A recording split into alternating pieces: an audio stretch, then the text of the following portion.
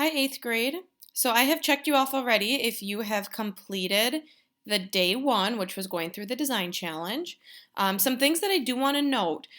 You will come back to this, especially when you are building and making sure that you have all the requirements.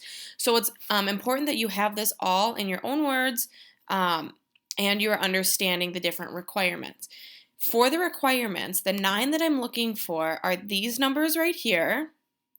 Okay, plus the glider mass, plus the other requirements.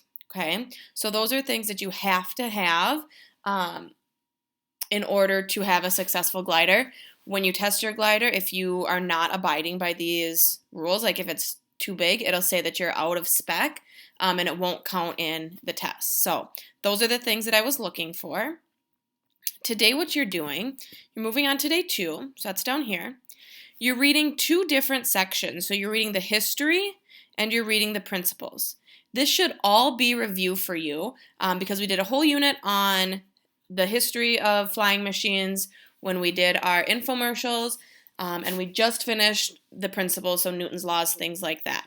So I do want you to just read it just to refresh your memory. So you're looking over here, you're clicking, okay, you're reading all of this. Okay, and you are reading the principles. Okay, making sure that you're paying attention here. And then you are taking this quiz. So the quiz you're going to need to, I think it requires you to get maybe 80%. Otherwise, you'll have to retake it. But you're going to go through the quiz. Any question that you get wrong, you are writing out the question that you got wrong. So you're not just saying like question 1. If you get this first one wrong, you're writing balloons that used hot air to rise were developed in the, okay? And then you're going to write, you're going to write the correct answer and why it's correct, okay? Why it's correct is just going to be really simple. If you need to go back and look at these different sections, you can do that. But make sure that you are completely finishing the quiz and answering this question, okay? Just like yesterday, you need to turn in this information, okay? I will be able to go and check to see if to see how much time you're spending on this.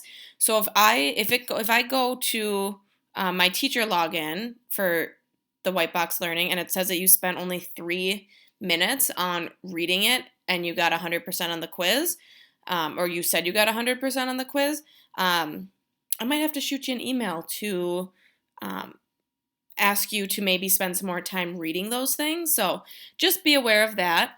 Again, you can turn this in the comments in Google Classroom. You can turn in the whole document, or you can just copy this, paste it to a document, and submit it.